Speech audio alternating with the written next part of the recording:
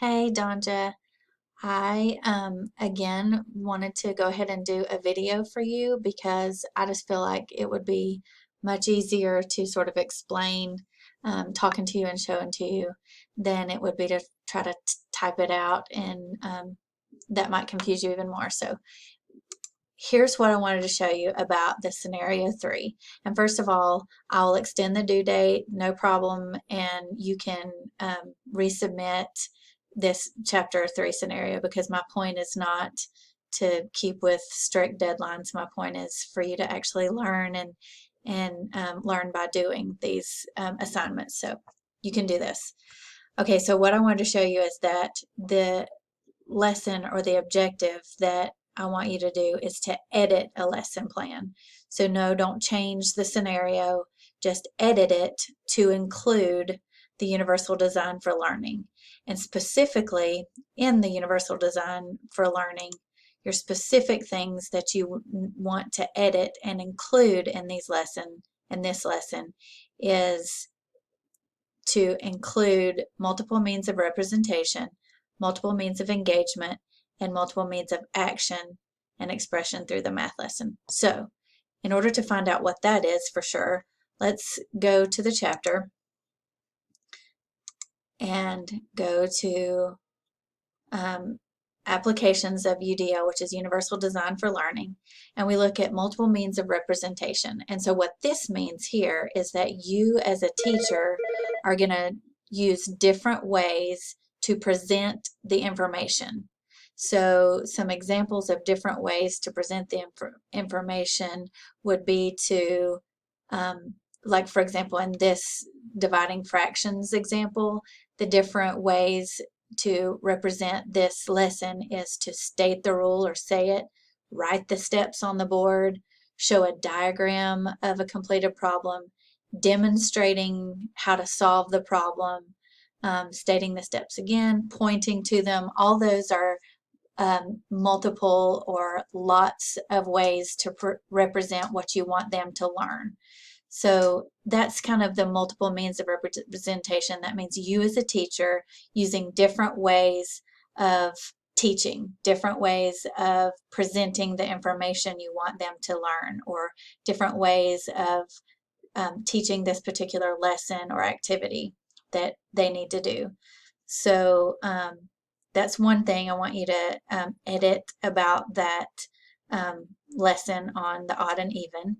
And then also on multiple means of engagement, this is sort of that different kids will respond differently to different techniques. They'll be motivated by different things. So this says techniques for maintaining student engagement includes planning various student groupings. So you might one day decide to put the groups together with one student that clearly knows what's going on and can clearly just breeze right through, pairing that student with another student who may be struggling or has struggled with those things in the past, and pairing them together might be a strategy that you would use. Or putting different partners together, those kind of things might help. Also, giving students opportunity to follow their individual interests by providing choices such as, letting them use music, or letting them draw, or letting them work with a group so that they can sort of talk out the answers, or work by themselves so they can concentrate. That's just you as a teacher, helping them use different ways to respond. And then also the multiple means of action and expression sort of means allowing kids different ways to show you what they know. So you might allow them to point to the answer, or you might allow them to only say the answer instead of writing the answer down if they have trouble writing, or you might allow them to draw, or come up with the answer that way. Let's see. used to, the only way that you could find out what a student knew is by giving them a test. And if they were bad at taking tests, or if it was hard for them to understand, then we didn't really get a clear picture of how much they knew. So now when you allow them different choices to show you what they know, then you can have a clearer picture. So it's not just that they're poor test takers, and that means that they didn't really learn anything. Now we can show them, or they can show you what they know in lots of different ways. So those are the things that I want you to edit about that odd and even lesson. Let's see. Let's go back to that specific scenario, and let me just see if there's any other way I can help.